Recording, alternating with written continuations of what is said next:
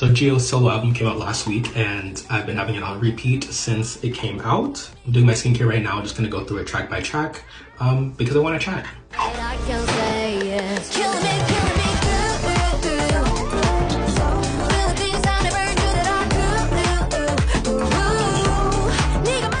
Starting off with the title track, this is like the perfect sound for Jihyo. I feel like it's the perfect title track. It's totally her vibe. Her vocals in it are fantastic. She sounds so good.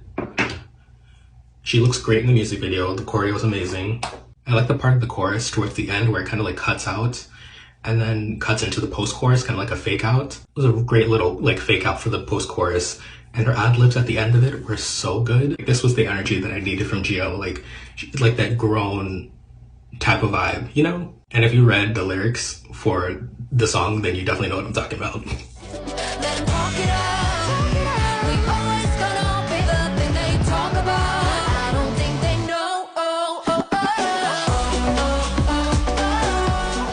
Now talking about it, common theme, she sounds great.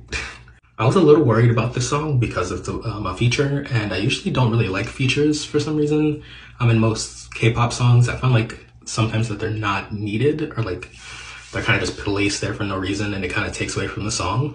But this feature was actually great. Like, they complemented each other so well. Jihyo was accenting some of his lines with her ad-libs. I just like that it wasn't just a random feature, a random verse, just like plugged into the song. They were actually interacting with each other. Like, it felt like a real collaboration.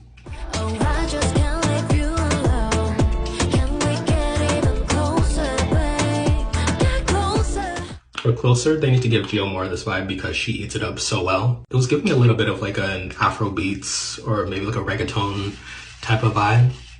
At least the way it was sounding in the instrumental. And her vocals very like sultry. I'm glad that they chose this song to get choreo and have like an actual performance because the performance version of it is so good.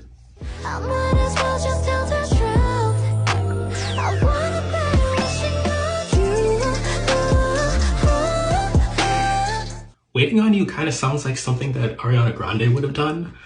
Like, if you're an Ariana fan as well, I feel like you kind of get that vibe. It kind of sounds like something that would have been on Positions or maybe Sweetener. I might just double cleanse and now I'm going to go in with the toner. I don't know, it just kind of gives me Positions vibes. What's that song on Positions? Like Magic, is that what it's called?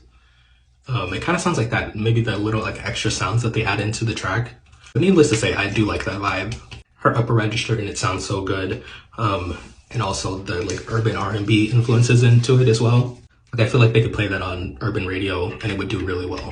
I want to do a sheet mask because, you know, why not?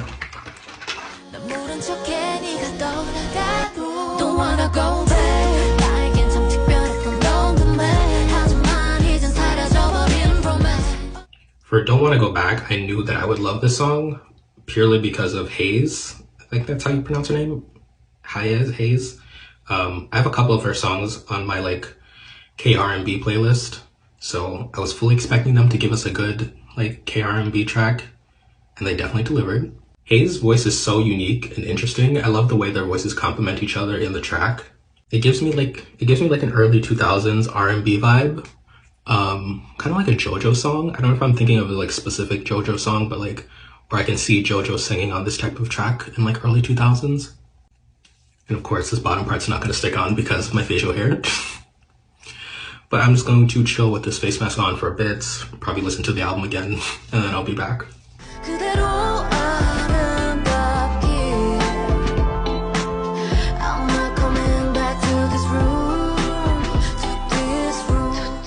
Okay, it's been a while, so I'm going to take this mask off now. And of course, using all the leftover on my face and on my neck, just patting in the excess. The sheet mask is interesting because it's creamy. I don't notice many sheet masks have a creamy formula. But anyway, Room. I do like this song as well. I like the sound of it. It's a very chill vibe. A lot of it is in Korean, so I can't really tell, but I assume this is a very like lyric heavy song, so I need to look up the lyrics to it. I love the strings at the end of the song as well. I think that was a really nice touch. I can't really rank the songs in the album because I like them all so much. However, if I was going to do a ranking, this one would probably be at the bottom. Not because I dislike it, but I just like all the other songs on the album more. But again, still a great song. I wouldn't skip it. I don't think this album has any skips for me. Like, this is a no skip album in my opinion.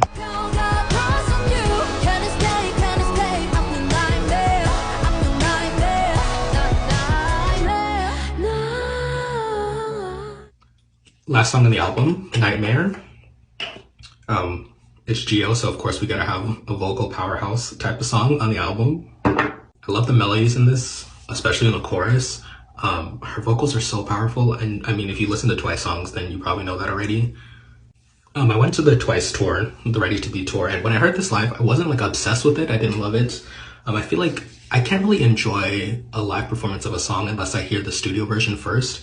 So hearing it live first, I didn't really like love it. But now that I've heard the live version, I feel like I'll definitely appreciate the performance a lot more. Because I feel like that's how you get like the full energy of the song and get like the full idea of what's supposed to be going on. Okay, so I just did moisturizer and lip balm, and that's all my skincare for today. I think this whole album is like the perfect sound for her. Like, it totally fits her aesthetic, her vibe. It fits her voice so well. I think this whole album is very cohesive, and it fits her so well in the same way that Nayeon's album fits her so well. Like, Pop is totally Nayeon's vibe, and Killing Me Good is totally Jihyo's vibe from what I get. I love all the R&B influences in it. That's my type of jam. I love R&B influences in pop music. Also, big props to Jihyo for helping to write and compose like a good majority of the songs on this album. So that's awesome. She definitely did her damn thing on that. So if you've listened to the album and if you have any faves of your own, let me know.